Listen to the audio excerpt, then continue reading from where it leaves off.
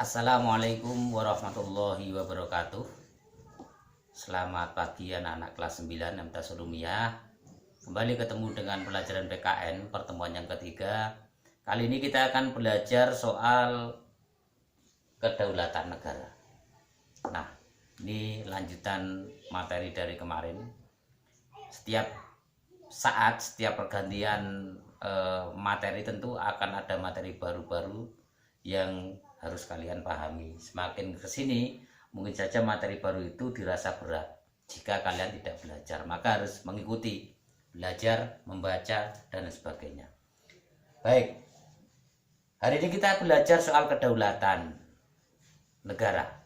Jadi setiap negara pasti memiliki kedaulatan. Kedaulatan itu apa toh? Nah, secara bahasa kedaulatan berasal dari bahasa Arab yang katanya, lafadznya, kalimatnya adalah daulah, berarti kekuasaan ya, atau dinasti sebuah pemerintahan. Ini daulah berasal dari bahasa Arab, yaitu daulah yang berarti kekuasaan atau dinasti pemerintahan. Ini yang harus dipahami. Pasti keluar soal-soal semacam ini, langganan keluar setiap tahun, harus tahu. Nah, jenis kedaulatan sebuah negara itu secara garis besar ada dua. Pertama adalah kedaulatan intern, yang kedua adalah kedaulatan ekstern.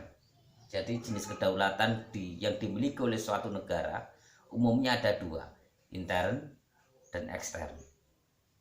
Eksternal ya. Apa itu intern? Kedaulatan intern itu apa? Kedaulatan intern itu adalah kekuasaan tertinggi yang dimiliki oleh suatu negara untuk mengatur urusan dalam negeri, untuk mengatur fungsinya. Ya. Kekuasaan tertinggi yang dimiliki oleh suatu negara untuk mengatur fungsinya tentu adalah fungsi mengatur masyarakat melalui lembaga-lembaga yang ada pada pemerintahan itu.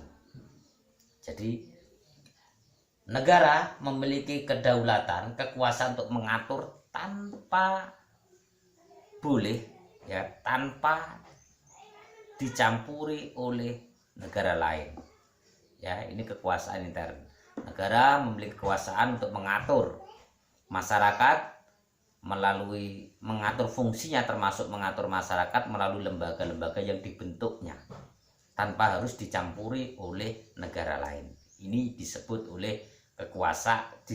dengan kekuasaan intern atau kedaulatan intern. Kemudian yang kedua adalah kedaulatan ekstern, yaitu kekuasaan tertinggi yang dimiliki oleh suatu negara untuk menjalin hubungan dengan negara lain, atau dalam kata lain untuk menjalin hubungan internasional. Negara dalam berhubungan dengan negara lain, negara dalam menjalin hubungan internasional memiliki kedaulatan. Indonesia menjalin hubungan dengan bilateral dengan Malaysia misalkan, atau hubungan regional melalui ASEAN, organisasi negara-negara Asia Tenggara. Tentu Indonesia memiliki kedaulatan, kekuasaan bahwa saya adalah negara Indonesia, memiliki hak untuk melaksanakan fungsi kedaulatan itu dengan menjalin hubungan dengan negara lain. Itu ya jenis kedaulatan intern, berarti kekuasaan tertinggi dalam mengatur fungsinya, mengatur masyarakat melalui lembaganya. Yang kedua ekstern, artinya negara memiliki kekuasaan tertinggi mengadakan hubungan dengan negara lain atau hubungan internasional. Baik. Kemudian selanjutnya adalah sifat kedaulatan. Ada 4 sifat kedaulatan. Kalian harus paham pengertian dan memahami maknanya. Yang pertama, sifat kedaulatan. Kedaulatan itu sifatnya adalah absolut, ya. Kedaulatan itu bersifat absolut. Absolut itu apa? Absolut ini asli. Jadi kedaulatan ini tidak dihasilkan oleh kekuasaan lain. Jadi asli didapat. Contoh misalkan Indonesia, kedaulatannya adalah kedaulatan rakyat, maka kedaulatan atau kekuasaan itu asli. asli dari rakyat, tidak diberikan oleh siapapun. Beda dengan presiden. Kedaulatan presiden atau kedaulatan DPR adalah kedaulatan yang diberikan oleh rakyat. Ya, itu. Kemudian yang kedua adalah sifat kedaulatan permanen. Apa itu kedaulatan permanen? Permanen itu berarti adalah tetap. Kedaulatan ini tetap, ya, tetap dan utuh, tidak berubah meskipun suatu pemerintahan itu berganti pemegangnya. Contoh misalkan begini, dulu era Presiden Soekarno, kemudian era Presiden Soeharto, era Presiden Abdurrahman Wahid, Megawati, kemudian SBY, kemudian sekarang Presiden Joko Widodo, kedaulatannya sama, tidak berbeda, tetap. Meskipun berbeda pemimpinnya, kedaulatannya adalah tetap. Ini yang dimaksud permanen atau tetap, tidak berubah. Ya, misalkan ketua kelas 9 periode ini adalah si A, kedaulatannya utuh, kemudian si B berganti kedaulatannya hanya 50%. Tidak begitu. Kedaulatan bersifat tetap atau permanen, ya, tidak berubah. Kemudian yang ketiga adalah kedaulatan itu tunggal bulat, alias tidak dibagi-bagi. Kedaulatan itu utuh, tidak bisa dibagi-bagi. Misalkan kedaulatan Indonesia dibagi atas Brunei, atas Laos, atas Myanmar, tidak bisa. Kedaulatannya yang utuh, bulat, tidak bisa terbagi-bagi kepada lembaga lain, tidak bisa. Kedaulatannya utuh.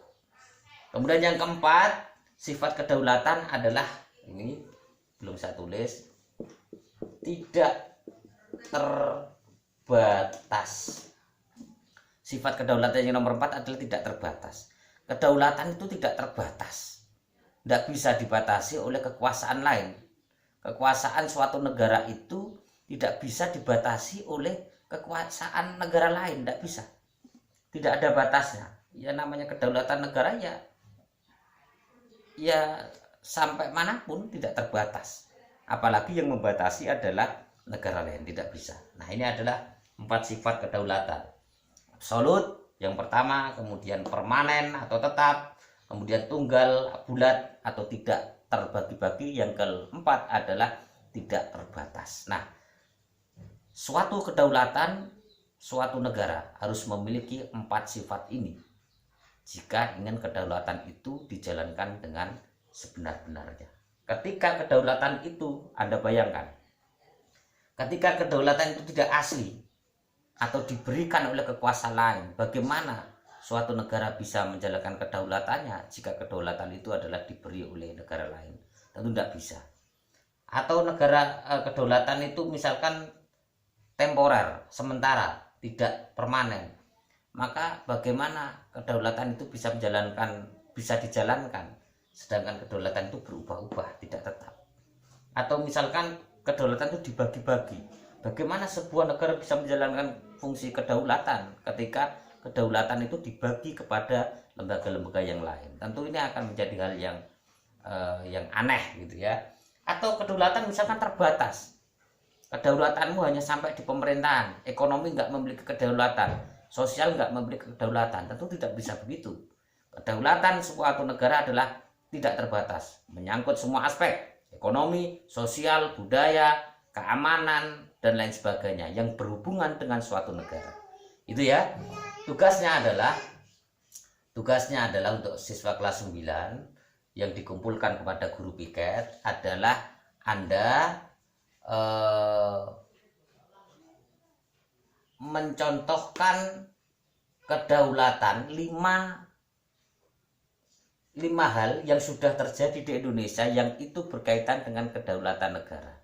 5 hal yang dilakukan oleh negara, 5 hal kebijakan yang dilakukan oleh negara yang itu mencerminkan sebuah kedaulatan, baik internal atau eksternal. Demikian akhirul kalam. Wassalamualaikum warahmatullahi wabarakatuh.